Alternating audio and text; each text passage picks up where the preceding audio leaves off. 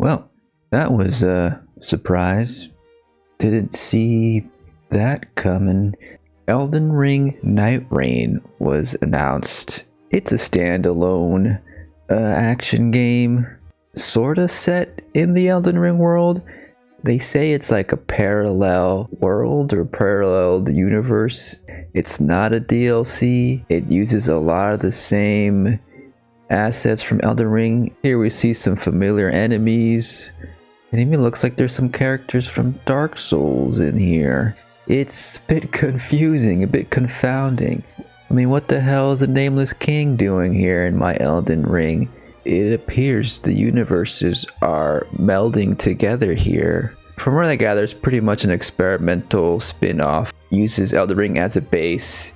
A more streamlined hop in and hop out version of the From Software RPG formula. That's reminiscent of other like live service games you might be familiar with. It's got a battle royale element to it where there's like an encroaching circle that limits the playing field as you go along. Apparently you got 3 in-game days to level up, find some equipment. Each night there's like a big boss you gotta contend with. You can either go in solo or with a party of 3. And you choose from a selection of predefined heroes. Yeah, it feels like a bit of a cash grab, a little bit weird that From Software is doing this. It does feel like their version of a live service game, though they have made clear that there won't be any battle pass, there won't be microtransactions. You know, you pay for it, it's going to be about maybe $40 and all the content is there for you to unlock, which is a good thing. This feels like it's something that's pandering to me as an Elden Ring fan, Souls fan, but not quite deliver what I want from these games. The thing is, every now and then I do dabble in like these live service type games. It just feels more like junk food, right? Just the whole vibe of this just feels a bit off for From Software. It feels more like a mod than an actual substantial game, you know? But the more I sit with it, maybe that's okay, right? Maybe they're trying something a little different, you know, and then lore-wise, apparently this is like maybe not canon. We can see this as just like an alternate timeline, but it just seems a bit messy, you know, and it sort of like dilutes the Elden Ring story, almost like expanding it into like a multiversal franchise. You know, and I guess as a business move for From Software, it's pretty shrewd, but in the long run, it may not be that big a deal. It could just end up being a footnote in the history of From games. The thing is that I don't really like timers, and it's like basically you have like 15 minutes for each day cycle to loot your weapons, you know, and then at the end of the game session, you're transported back to the round table hold, and you reset your level. You can make some progression by equipping relics, which are like blood gems from Bloodborne. I don't know. This could just be a fun diversion for a bit. It might not be exactly what I want. Neither is something like the Armored Core series. I guess the difference there is that that's a full-blown game. This one's just kind of like a trial run for their version of a live service. The whole integration with the Dark Souls universe just kind of puts a bad taste in my mouth. And while Elden Ring, you know, feels like an iteration and evolution of Souls games, this almost feels like an imitation. Base it onto a cheap multiplayer game, you know, a direct-to-video sequel. It's reminding me of Metal Gear Survive, which was a poorly received survival multiplayer spin-off to the Metal Gear series. Maybe it's not that extreme. This is still developed by From Software. It's not a Miyazaki game. It's from Junya Ishizaki, who has worked on the Souls games as a combat director.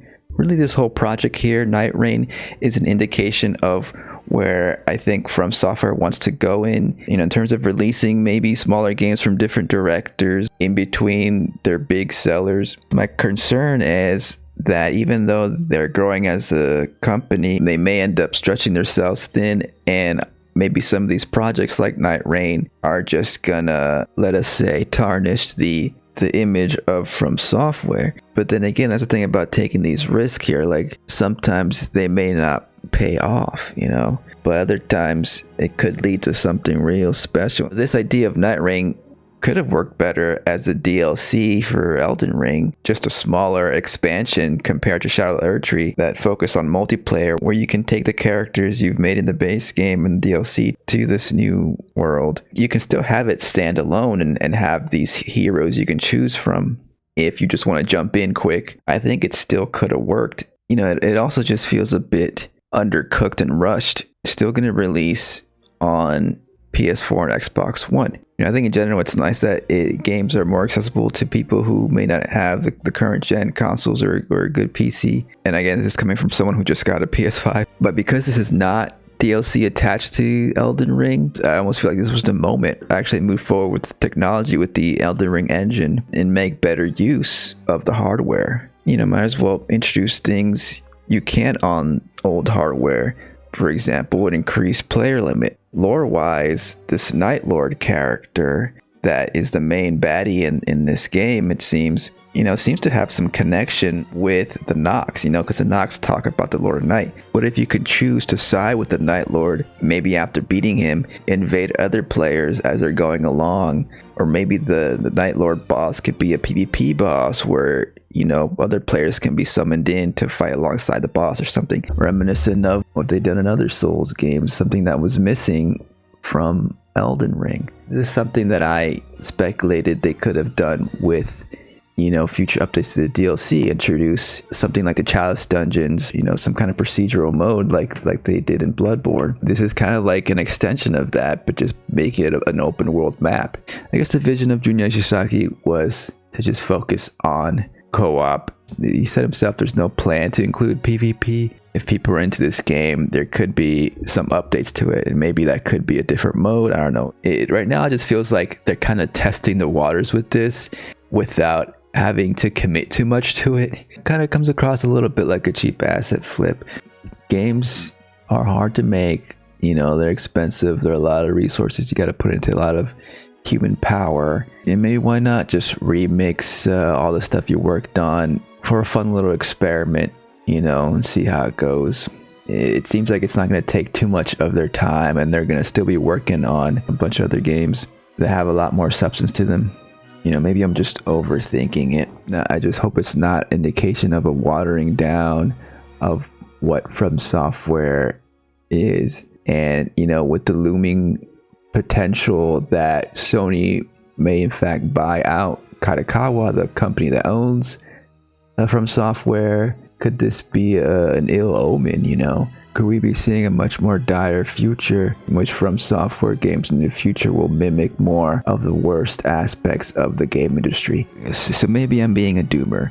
I feel like, at the very least, any future Hidetaka Miyazaki game will maintain its integrity, and there'll be other gems in there from other directors, but maybe we'll see some lesser titles here and there, especially if they start releasing, games annually, right? And I don't know, who knows? This is just what I'm feeling right now. Maybe when I actually start playing with it, I'll get really into it, and I'll have a lot of fun. I mean, look at this witch character. She's pretty cool. We got a spider from Dark Souls. Could there be Mimic Chest again? I don't know about this Firekeeper. And there's a bird person. We can be a bird person. Just gotta wait and see. Hope for the best. Feels like it's gonna be a bite-sized version of Elden Ring. Could be a way to introduce people to get into the main game, actually. Have a little taste of some action for 30 minutes or so, maybe an hour per session or something. I guess this could coexist with the main game. What do you think? What are your thoughts? Let me know in the comments. There's plenty of other games to play too. I might go do that right now. I'll see you next time under the moonlight. Bye bye.